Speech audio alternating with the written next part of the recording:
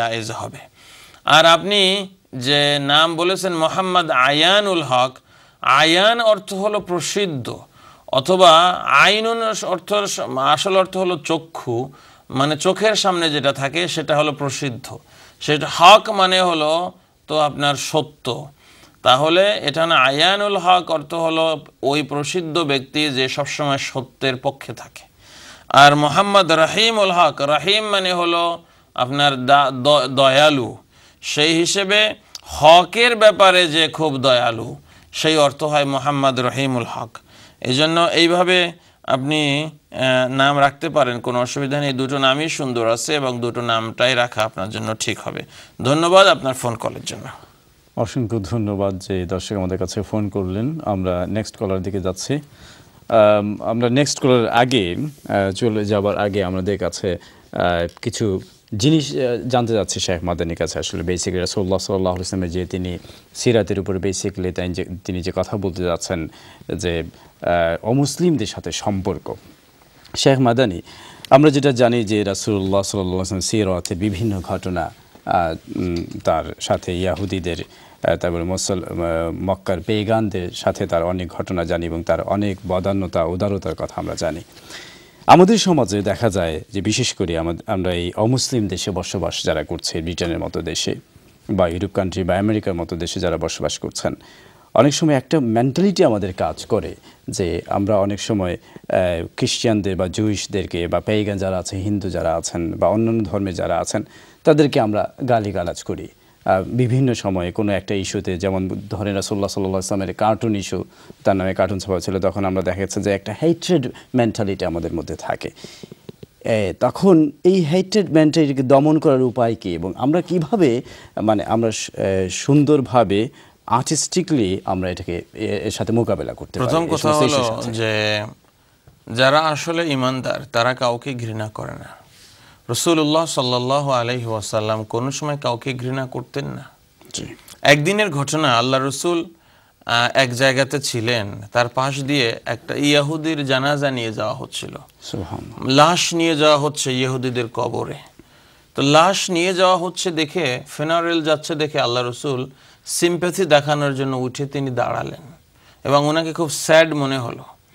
তখন লোকজন বলল, ইয়া রাসূলুল্লাহ হাযিহি জানাজাতু ইয়াহুদ, হে আল্লাহ রসুল আপনি দুঃখ প্রকাশ করার কি আছে, এটা তো ইহুদি, এটা তো মুসলমান না। তখন আল্লাহ রসুলের চেহারা পরিবর্তন হয়ে গেল, তিনি রেগে গেলেন এবং রেগে গিয়ে বললেন, এটা তোমরা কি বলছো? আলাইসাত নাফসান, আলাইসাত নাফসান, তুমি বলছো ইহুদি? ইহুদি কি মানুষ ছিল না? সুবহানাল্লাহ, সে কি মানুষ ছিল না? তাহলে এটা হলো আল্লাহ রসুলের এক্সপ্রেশন। এই জন্য আমরা কোনো সময় যেন কোনো নন মুসলিমকে ঘৃণা না করি, মানুষ হিসেবে যেন তাদেরকে আমরা শ্রদ্ধা করি, কারণ সে তো যে কোনো সময় মুসলমান হয়ে যেতে পারে। আর একজন নন মুসলিম যদি এখন মুসলমান হয়, সে আপনার চেয়ে, আমার চেয়ে, আমরা যত মুসলমান আছি সবার চেয়ে ভালো, কারণ আমাদের হাজার হাজার গুনাহ খাতা আছে। এই ব্যক্তি এখন মুসলমান হলে তার কোনো গুনাহ খাতা নাই, সে নিষ্পাপ, কাজে সে তো আমার চেয়ে ভালো। আবার যে কেউ তো যে কোনো সময় মুসলমান হতে পারে। এমনও তো হয়েছে যারা সিদ্ধান্ত নিয়ে আসছে যে আল্লাহর রসুলের শরীর থেকে তার মাথাকে সে দ্বিখণ্ডিত করে ফেলবে, তারা দেখা গেছে আল্লাহ রসুলের মাথা নিয়ে অত দূরের কথা, নিজের মাথাকে আল্লাহ রসুলের চরণের নিচে দিয়ে বলেছে, ইয়া রাসূলুল্লাহ আনতা আহাব্বু ইলাইয়া মিন নাফসি, আপনি এখন আমার নিজের চেয়ে আমার কাছে বেশি প্রিয়। সুবহানাল্লাহ। অসংখ্য ধন্যবাদ শেখ মাদানি। রাসূলুল্লাহ সাল্লাল্লাহু আলাইহি ওয়াসাল্লামের সাথে অমুসলিমদের কি সম্পর্ক, এই নিয়ে আমরা কথা বলছিলাম। অনেক কলার লাইনে আছেন, আমরা কথা বলছি কলারদের সাথে। আসসালামু আলাইকুম ওয়া রাহমাতুল্লাহ। আসসালামু আলাইকুম খিমাত্রা, আসসালামু আলাইকুম। আমরা আসলে মনে কলারে আড়াই লিছি। যাই হোক, আমরা যেটা মাত্রা যেটা এলাকে রাসূলুল্লাহ সাল্লাল্লাহু আলাইহি ওয়াসাল্লামের লগে অমুসলিমদের রিলেশনশিপ কিতা আছিল, অনেকেও আমরা লগে মাত্রা চাইরা দেখি। এই মুহূর্তে কলার খেয়ে আসুন লাইনও। আসসালামু আলাইকুম। হ্যালো, আসসালামু আলাইকুম। ওয়ালাইকুম আসসালাম বোন, ভালো আছেন নি? জি ভালো, আপনারা ভালো আছেন? আলহামদুলিল্লাহ বোন। আমি আসলে দুইটা নাম জিগাইতাম, আসলাম জানি না কইবা কি কিতা, এলা কইলে খুশি হইমু আর কি। আমি আর কোনো প্রশ্ন আছে নি বোন? কোনো প্রশ্ন কইলেও আমরা খুশি হইমু। জি আচ্ছা, প্রশ্ন নাই। আচ্ছা কইলেও আপনার নাম, তবে নেক্সট টাইম ফোন করলে আপনি একটা প্রশ্ন রেডি করুন, যেন তো অনেক দর্শকগুলো উপকৃত হইবা, না কইলে তারা নাম না বুঝুন কলো আসেন তো লাগিয়া ডিস্টার্ব করতাম, চাইরাম না, চাইরাম সংকে কোশিশ করি। কইলো কা জাবিদ আর আনহার জাবিদ আল আনহার। যে কোনটা রাখলে ভালো হইব কোনজন? আচ্ছা খোকা, দ্বিতীয় নাম? জাবিদ এবং আনহার। জাবেদ রাখলে ভালো হবে বোন, আনহারের থেকে জাবেদটা ভালো। সেটা হলো আপনার জেনারাস, দাতা, দয়ালু এই অর্থে ব্যবহৃত হয়, জন্য জাবেদটা ভালো। আর আনহার মানে হলো রিভার্স, নদী নালা। তো সেই হিসেবে আনহারের থেকে জাবেদটা সুন্দর অর্থের দিক দিয়ে। এজন্য আমরা ইসলাম এসেনশিয়ালসের পক্ষ থেকে জাবিদের পক্ষে আমরা ভোট দিচ্ছি। এখন আপনারা ফাইনাল সিদ্ধান্ত আপনাদের কাছে, আপনারা সিদ্ধান্ত নেবেন যে জাবিদ রাখবেন না আনহার রাখবেন। ধন্যবাদ। আমরা আসলে অনেকে এই প্রোগ্রামটা দেখার জন্য সারা সপ্তাহ অপেক্ষা করেন যে বহু কিছু জানা যাবে। তো নামের অর্থ আসা শুরু হলে অনেক ভাইরা আপসেট হয়ে যান এবং তাদের আপসেট হওয়ার কারণও আছে। এই জন্য আপনারা মেহেরবানি করে অ্যাভয়েড করার জন্য চেষ্টা করবেন নামটাকে, এবং অন্যান্য কোশ্চেন যেগুলো আছে আমাদের দৈনন্দিন জীবনের সঙ্গে জড়িত সেই কোশ্চেনগুলো আপনারা মেহেরবানি করে নিয়ে আসবেন। ধন্যবাদ আপনাদেরকে।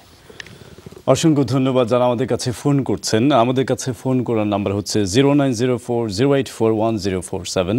আপনার টিভি স্ক্রিনে দেখতে পাচ্ছেন 0904084147। এই নাম্বারে আপনারা আমাদের কাছে ফোন করতে পারেন ইনশাআল্লাহ তাআলা। পরবর্তী কলার কাছে যাচ্ছে।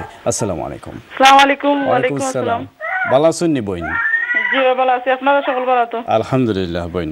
আমার একটা প্রশ্ন আছে। আমার শাশুড়ি তাই ওযু করেন নামাজ পড়বার লাগে, তো তাই তো একটু ফাও প্রবলেম নানি, তো সব সময় করতে পারে না। তো ওযু রাখি কি চাই নামাজ মাগরিবর পড়িলিতা কি এশার পড়িলিতা তে তান ও এর মাঝে ঘুম আইও, তে তাই কইরা ঘুম যদি হয় মানে উঙ্গাইন বইয়া কি মানুষ আছেন না নি, এরকম মানুষ উঙ্গাইন বইয়া জি জি আছেন, তে ওযু যাই কিনি ওটা জানবার লাগে আমার প্রশ্ন আপনার কাছে। উঙ্গাইলে ওযু যায়নি ওটা জানতে চাইরা? জি ঘুমাইলে আর কি, যদি ঘুমও থাকেন তাই নজু যাই কিনি ওটা বালা করে বুঝতাম করে। আচ্ছা শেখ মাদানি, দুটো জিনিস আছে, তন্দ্রা এবং নিদ্রা।